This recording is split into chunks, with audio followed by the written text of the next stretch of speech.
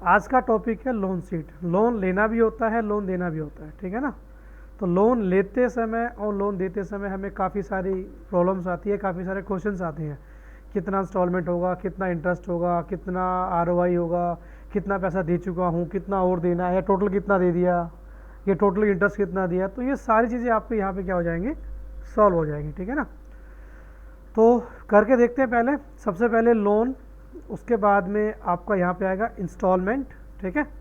उसके बाद हम यहाँ पे लेके चलेंगे रेट ऑफ इंटरेस्ट, उसके बाद लेके चलेंगे इंटरेस्ट, उसके बाद लेके चलेंगे टोटल पेमेंट, ठीक है ना। ये लोन हो गया। ये इंस्टॉलमेंट है जिसको मैंने शॉर्ट फॉर्म में INST लिख दिया, ठीक है। रेट ऑफ इंटरेस्ट, ROI की फॉर्म क्या है, रेट ऑफ इंटरेस्ट। ये इंटरेस्ट है, ये टोटल पेमेंट है। लोन का मतलब वो अमाउंट जो आपने किसी से उधार लिया है। हमने किसी से उधार लिया 1,20,000। देखो, आप किसी से अगर पैसा उधार लेते हैं, आप कहते हैं कि मैंने किसी से 50,000 रुपये उधार लिया है या 5,000 रुपये उधार लिया है, आप अगर उसको नेक्स्ट मंथ देंगे तो वो आपसे सिर्फ 5,000 नहीं लेगा, या जितना आपने दिया उतना नहीं लेगा, बोलेगा कि कुछ मुझे एक्स्ट्रा दिया जाए। किस बात का?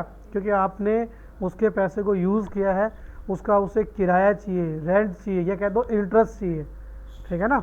तो कुछ ना कुछ तो एक्स्ट्रा लेगा ही लेगा। तो आप जो है सबसे पहले यहाँ पे लेके चलेंगे हम लोन। अब वो इंटरेस्ट जो है वो ऐसा भी हो सकता है कि फिक्स अमाउंट, कि मुझे तो 200 रुपये एक्स्ट्रा दे देना, 100 रुपये एक्स्ट्रा दे देना। या फिर ये भी हो सकता है कि इतना परसेंट, 1%, 2%, 10%, जितना भी अगला मांगे उतना आप उसको एक्स्ट्रा पे करो। वो आपकी और उसके बीच में पहले ही बॉन्डिंग हो जाती है, ठीक है। पहले एग्रीमेंट हो जाता है कि हाँ इतना इतना मुझे देना पड़ेगा, ठीक है। सबसे पहले लिया लोन का अमाउंट, जितना लिया है फिलहाल उतना एक बार करना। उसके बाद लेंगे हम इंस्टॉलमेंट।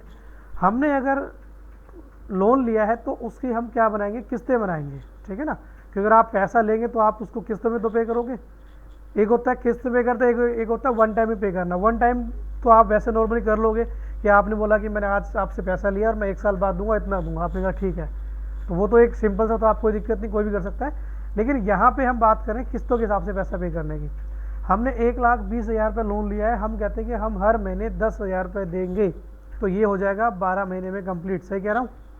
हम कहते नहीं मैं तो हर महीने 20,000 रुपये दूंगा, तो ये हो जाएगा 6 महीने में कंप्लीट। हम कहते नहीं मैं तो हर महीने 5,000 रुपये दूंगा, तो ये हो जाएगा कितने महीने में कंप्लीट, 24 महीने में। तो ये आपको देखना है और सामने वाले देखना है कि कैसे कैसे आपको पे करना है, ठीक है। तो या तो आप लोन लेते टाइम पे दो चीज़ें होती है कि इतने की किस्त होगी या इतना मिनिमम टाइम पीरियड होगा, तो इस हिसाब से आप उसको लेके चल सकते हैं, मिनिमम या मैक्सिमम। तो हमने कहा इसको एक काम करते हैं, राउंड फिगर में हम एक काम करते हैं, उसको 12 महीने का ही टारगेट ले लेते हैं, 12 मंथ्स का। लोन हो गया 1,20,000 रुपये, ठीक है। इंस्टॉलमेंट हो गई 10,000, ठीक है। हाँ, अब 1,20,000 जो है उसकी आपने किस्त बनाई 10,000 रुपये। आप 1 साल तक पे करेंगे तो सिर्फ लोन ही तो गया, क्या इंटरेस्ट गया? अगर आप 10,000 को 12 इंटू करते हैं 12 से, तो आपका 120 आएगा, 1,20,000 आएगा। तो ये तो आपने सिर्फ क्या पे किया, आपने सिर्फ लोन ही पे किया, इंटरेस्ट तो पे नहीं किया, और इंटरेस्ट तो देना पड़ेगा। तो वो कहता है कि मुझे साथ साथ में 10% जो है इंटरेस्ट चाहिए पर एनम के हिसाब से, ठीक है ना। इंटरेस्ट आपका मंथली भी हो सकता है और आपका पर एनम भी हो सकता है, लेकिन मोस्टली पर एनम चलता है, मंथली भी चलता है, ऐसी बात नहीं है। वो आपके ऊपर डिपेंड करता है कैसे आप उससे लेन देन कर रहे हो या आप किसको पैसा कैसे मिल रहा है, ठीक है ना। तो हमने फिलहाल इंटरेस्ट लिया है, ROI वो ली है 10% पर एनम की, जिसको हम वार्षिक दर बोलते हैं।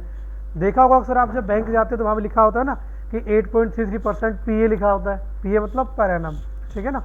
तो ये हमने बोला कि 1 साल का जो इंटरेस्ट है वो 10% लगेगा अगर आप 1 साल पैसा यूज़ करते हैं तो, ठीक है। तो इसमें ये नहीं कि आपको 10% देना पड़ेगा, ये बताता हूँ क्या हिसाब किताब होता है इसके अंदर आपको। तो 1 साल यूज़ किया तो 10% एक्स्ट्रा, 2 साल यूज़ किया तो फिर 10% एक्स्ट्रा, 3 साल यूज़ किया तो फिर 10% एक्स्ट्रा, ऐसे बढ़ता जाता है आपका ये। हाँ, तो 1,20,000 हो गया, 10,000 हो गया, रेट ऑफ इंटरेस्ट भी हो गया। अब लेते हैं इंटरेस्ट। 1,20,000 का 10% जो इंटरेस्ट है वो कितना होगा? 1,20,000 का हमें निकालना है 10%, तो 1,20,000 यानी A2 इंटू में कितना परसेंट निकालना है? 10%, यानी C2 और अपॉन में 100। ये एक नॉर्मली तरीका है परसेंटेज निकालने का, आपने शायद निकाला भी होगा मैथ्स वगैरह के अंदर। आपसे अगर ये कहा जाए कि मुझे 230 का परसेंट निकालना है 5, तो आप क्या करते हो? 230 इंटू में 5 अपॉन में 100। एक तरीका है जो आप परसेंटेज निकालने का यूज़ करते हैं। मैंने यहाँ पे भी वही किया है कि मुझे निकालना है इस वाले अमाउंट का इतना %, तो मुझे क्या किया, मैंने क्या किया यहाँ पे, हमने यहाँ पे ये किया है कि A2 मतलब इसको इससे मल्टीप्लाई किया और क्या किया, डिवाइड बाय 12 कर दिया, तो डिवाइड बाय 100 कर दिया। सिंपल सा तरीका है, किसका और इनटू में कितना और अपॉन में 100, ये तरीका है आपका परसेंटेज निकालने का। निकालते भी होंगे, आपको पता होगा। अब ये जो अमाउंट निकल के आया है 12,000, सही निकल के आया बिल्कुल भाई, 12 महीने का सॉरी 1,20,000 का 10% निकल के आया 12,000, बिल्कुल सही है, कोई दिक्कत नहीं है। लेकिन ये 1 साल का है, हम पेमेंट दे रहे हैं मंथली, ठीक है। तो यहाँ पे क्या करेंगे, डिवाइड बाय 12 करेंगे। आप चाहे पैसा 1 महीने के लिए लो, चाहे 1 साल के लिए, चाहे 10 साल के लिए, हमेशा डिवाइड बाय 12 ही होगा, क्योंकि आपका इंटरेस्ट वो 1-1 साल पे ले रहा है। आपने 2 लाख रुपये लिया तो 2 लाख का ब्याज बना इतना, तो डिवाइड बाय 12 करो और क्या करो, मंथली पे करो उसको, जब तक नहीं दोगे तब तक लगता रहेगा। तो ये पर एनम होता है, ठीक है ना, पर अमाउंट नहीं होता, पर एनम मतलब आप समझ गए होंगे कि 1 साल का इतना, अगर आपने 1 साल में नहीं दिया तो अगले साल फिर लग जाएगा, फिर लग जाएगा, फिर लग जाएगा, ठीक है। अब हमने देखा कि 1,20,000 की 10,000 तो आ गई इंस्टॉलमेंट, और आपका जो 1,000 है वो क्या आ गया, इंटरेस्ट आ गया। अब हम यहाँ पे क्या करेंगे, दोनों को जोड़ देंगे। किस किस को जोड़ देंगे, एक तो इंस्टॉलमेंट को, इंस्टॉलमेंट कितनी है B2, प्लस दूसरा क्या है इंटरेस्ट मेरा D2। आपकी इंस्टॉलमेंट आ गई 11,000 रुपये की, 11,000 की। लोन सीट में 2 मेथड होते हैं, एक का आपका होता है फ्लैट, फ्लैट का मतलब हो गया फिक्स कि अब 11,000 किस्त चलेगी, और एक आपका होता है रिड्यूस, ठीक है। अगर फ्लैट करना है तो यहीं तक करके छोड़ देना, लेकिन अगर आप करना चाहते हैं रिड्यूस, रिड्यूस के अंदर आप इसको कंटिन्यू निकालते रहेंगे जब तक आपका अमाउंट पूरा पे ना हो जाए। एग्जाम्पल के तौर पे आपने किसी से पैसा लिया 1 लाख रुपीज़, और आपने बोला कि मैं आपको 1 साल बाद में 1,10,000 दूंगा, मतलब 10,000 एक्स्ट्रा दूंगा। हमने कहा ठीक है। आपके पास में 6 महीने बाद कहीं से पैसे आ गए, आपने 50 पे कर दिए, क्या अब भी आप उसको 10,000 रुपये एक्स्ट्रा दोगे? नहीं, कम दोगे। तो यही होता है रिड्यूस के अंदर, जैसे से आपका पैसा जाता जाएगा वैसे से आपका जो इंटरेस्ट है वो भी क्या होता जाएगा, कम होता जाएगा, ठीक है। तो यहाँ पे हमने क्या किया कि 120 में से मैं 10 दे चुका हूँ, तो यहाँ पे कितना आना चाहिए, 110 आना चाहिए। तो हमने यहाँ पे लिख दिया A2 माइनस में B2, कुछ गलत तो नहीं लिखा मैंने, इसमें से मैं इतना अमाउंट दे चुका हूँ ना, तो कितना बचा, 110 बचा। तो मैंने क्या किया, दोनों को आपस में से माइनस करके लिख दिया, ठीक है। ये हम अगली किस्त निकाल रहे हैं, ये सेम रहेगा, ठीक है, ये भी सेम रहेगा, ठीक है, लेकिन ये इस बार चेंज हो जाएगा। कैसे, पहले हम इंटरेस्ट पे कर रहे थे A2 पे, इस बार कितना, इस किस में इंटरेस्ट पे करेंगे, A3 पे, A3 इंटू में C3 डिवाइड बाय 100 और डिवाइड बाय 12। इस बार इंटरेस्ट कम हो गया, कम क्यों हो गया, क्योंकि हम पैसे दे चुके हैं ना उसमें से कुछ। अब B3 प्लस में D3, ठीक है, ये आ गई आपकी नेक्स्ट किस्त। अगली इंस्टॉलमेंट एक बार फिर बता रहा हूँ, फिर दोबारा देखो। अब इसमें से इसको माइनस किया तो ये आया, इसमें से इसको माइनस करूंगा तो ये आएगा, तो क्या किया जाए बताओ, A3 माइनस में B3, सिंपल है। अच्छा, ये तो सेम ही रहेगा, किस्त तो सेम ही रहेगी आपकी जो है, ये भी सेम रहेगा, लेकिन इस बार लोन क्या हो जाएगा, A4 हो जाएगा। अगर आप रिड्यूस मेथड कर रहे हैं तो जरूरत है, नहीं तो नहीं है जरूरत इस चीज़ की, समझ गए। A4 इंटू में C4 डिवाइड बाय 100 और डिवाइड बाय 12, और नेक्स्ट मेरा टोटल पेमेंट के लिए हमने क्या किया, B4 प्लस D4 को टोटल कर दिया, ठीक है।